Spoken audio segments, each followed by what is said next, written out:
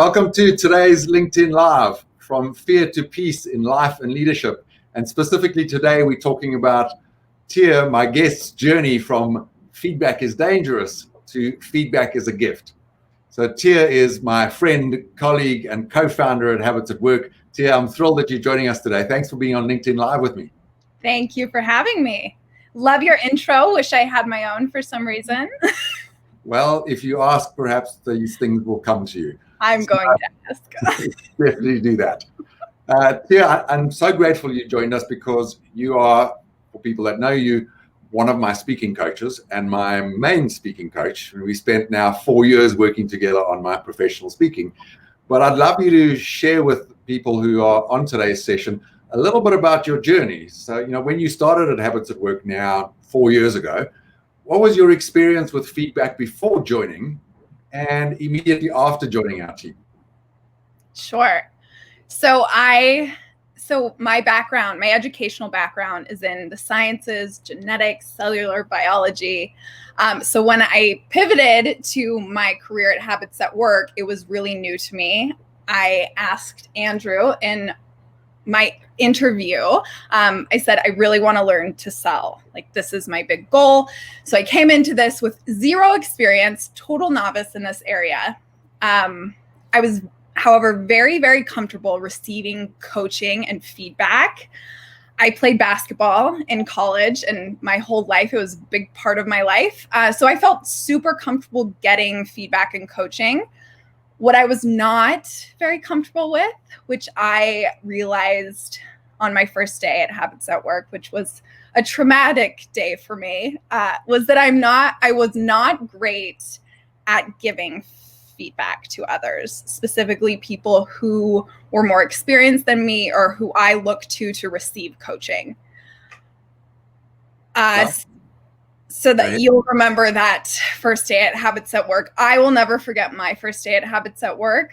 I was so excited. I was in this new city, new job.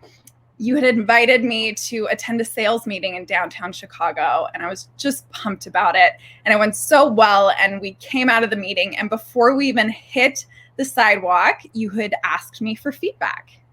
And specifically, what's one thing you did well during the meeting? And I just started listing the first 20 things that came to mind that I thought went so well. And you said, no, just one thing. And then you asked me, what's one thing that you could do differently next time? And for the first time all day, I could not respond. I had like a physical reaction to the question. My mouth was dry and I started sweating, and I never answered your question that day. I nervous talked for about 15 minutes and I never answered your question. Got it. And Tia, it reminds me of just how confronting feedback can be, because so many people relate to feedback as dangerous. And it often is, if you get the wrong kind of feedback, or you're in the wrong mood, or you're not open and coachable. Tia, you may remember Bob Anderson. I see he's on with us today. I remember our drive back to the airport. He so kindly drove us back to the airport and gave us maybe half an hour of feedback, which is some of the most valuable feedback we've ever gotten. But if we weren't open to it, we would have missed all of that magic and gold. Yeah. So I'm curious, tell us about your journey of getting good at feedback. You were clearly confronted by it and triggered about the request for it. How did you get good at it? Well, we just did it every single day. Like, the next day we did feedback, and the next day and the next day. And every day I got a little bit more confident giving you feedback. And everyone in the team at Habits at Work, it's part of the culture there. So I was really confronted, not only giving you feedback, but giving feedback to everyone in the company. And we did it so many times a day, every day. And I just got a little bit better and more comfortable day by day. Yeah, as our friend from the Kellogg Sales Institute, Craig Walkman, says, practice makes permanent.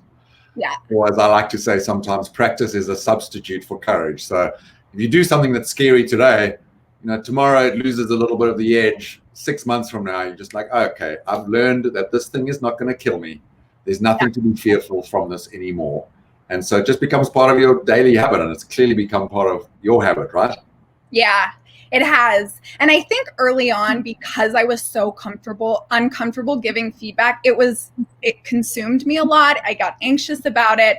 And I didn't, during those first few months, I didn't really notice the cumulative impact that it was having, not only on the impact I was having in the company, in my interactions with you and how much I was learning, but at a certain point, I saw the impact that my feedback on your professional speaking was having on our business, like the positive impact that feedback was having. It took a while to get there, but I did realize it at some point, and it inspired me to double down on it, I guess, and get even more clear about what excellence looks like in giving and receiving feedback, and specifically giving feedback to professional speakers.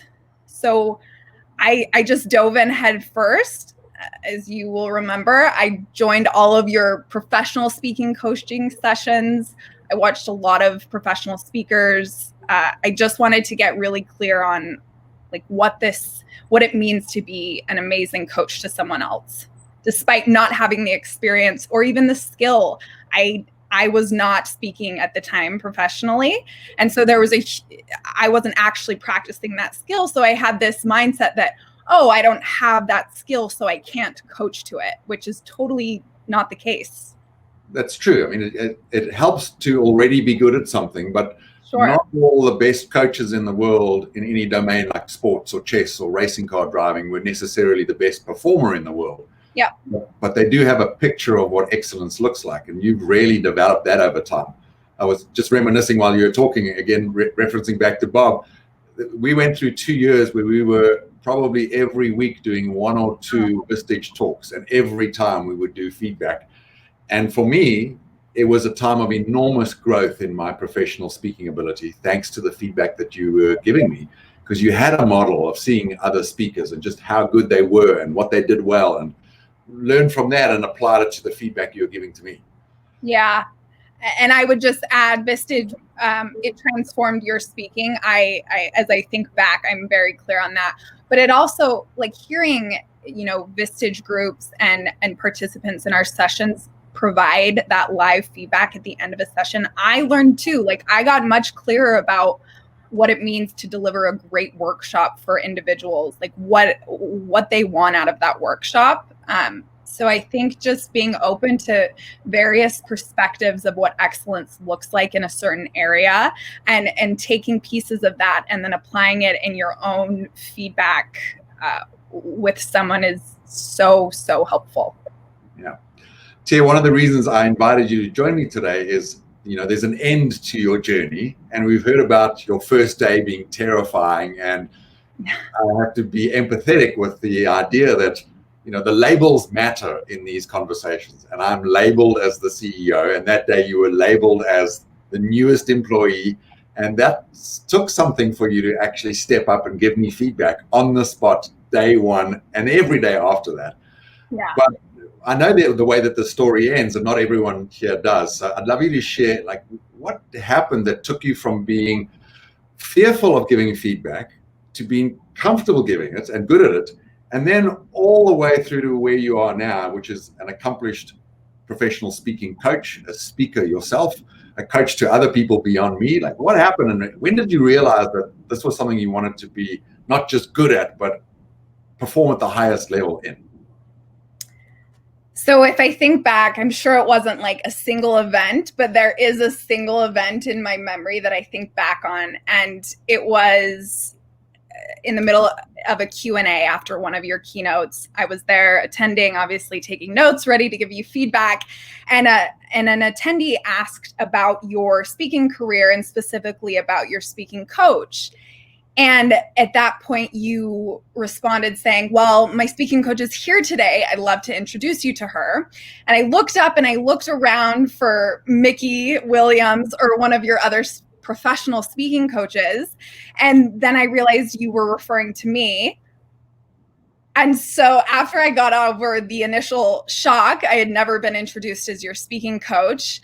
I realized that, over the last several months, I had moved from being an assistant coach on the sidelines to your professional speaking coaches. And I had moved into leading your speaking coaching and taking the lead and actually seeing the impact.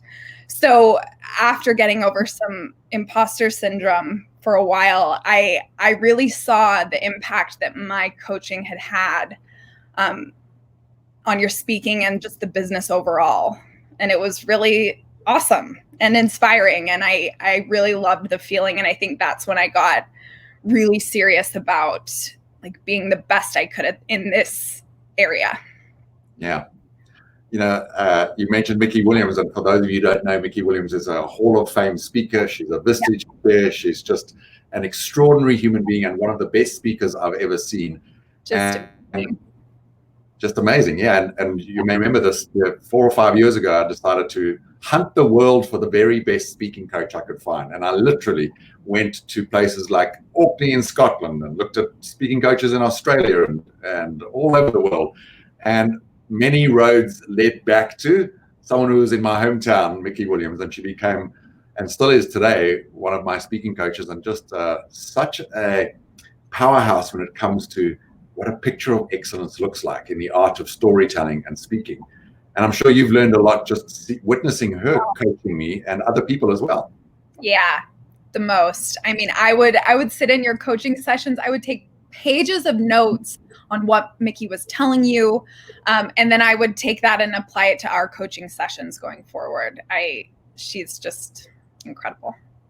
So we can't have a session on going from fear to peace in life and leadership, particularly around the art and science of giving feedback, without ourselves doing a little bit of feedback. So you want to do some feedback with me for fun? Let's do it. Am I giving you the feedback or are you giving me the feedback? Let's do it in any direction you choose. I'll give you the coin flip. You choose. Which would you like to do? I would like you to give me feedback. Got it. So we'll use our 2x2 formula, as we call it. So Tia, what's one thing you did well on your LinkedIn Live session with me today? One thing I think I did well was keep it conversational. I didn't want to do too much prep because I just wanted us to have some fun and have a conversation today. Yeah. One thing I think you did well was you made it very visceral, your experience on that first day of how dangerous it can feel to give feedback, particularly when someone is labeled as the CEO and they're demanding you give them feedback on how you can do something differently. And I want to just acknowledge you as a friend and colleague and co-founder for stepping up that day and every day since and giving me great feedback. Thank you. It took something that day. Yeah. See, what's one thing you could do differently if you come back another day, as I hope you will, to join me on LinkedIn Live? I'm very clear about my do differently. My do differently next LinkedIn Live session is that I will look at the green dot and I will look into the camera rather than looking at you on my screen. Got it. Thank you. My do differently for you would be to share some more of the stories you have about your experiences in feedback. I know that you are part of our growth team and you're always asking our customers for feedback on how we're doing. And we've had some amazing adventures in the world of feedback. So maybe you'll come back another day and share with me some of those stories. Would you do that? I will do that.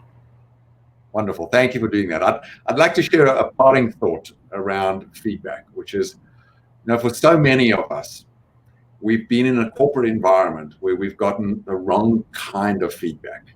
And it's been not only difficult to hear, but damaging to our ego, to our self-esteem, maybe even to our confidence. Yet, who else in life is prepared to give you the kind of feedback that you need to hear rather than what you want to hear? Now, friends and family make you want to feel good, so they may give you kind feedback. But I'm always of the view that I want to get feedback from people who are brave enough to tell me what I need to know, but also responsible enough to deliver that feedback with the expert moves that have me open to that feedback, absorb it, and have the opportunity to put it into practice. And as you may have seen, we have a way of doing that, this 2x2 feedback, where we share the did wells and the do differentlies. So I encourage all of you to get into the habit of giving and receiving feedback to everyone in your life, doing so courageously, knowing that in the end, feedback is a gift. Thank you for joining us, Tia. Thank you for being a wonderful guest, and I hope I'll see you back again in the near future. You bet. Thank you for having me.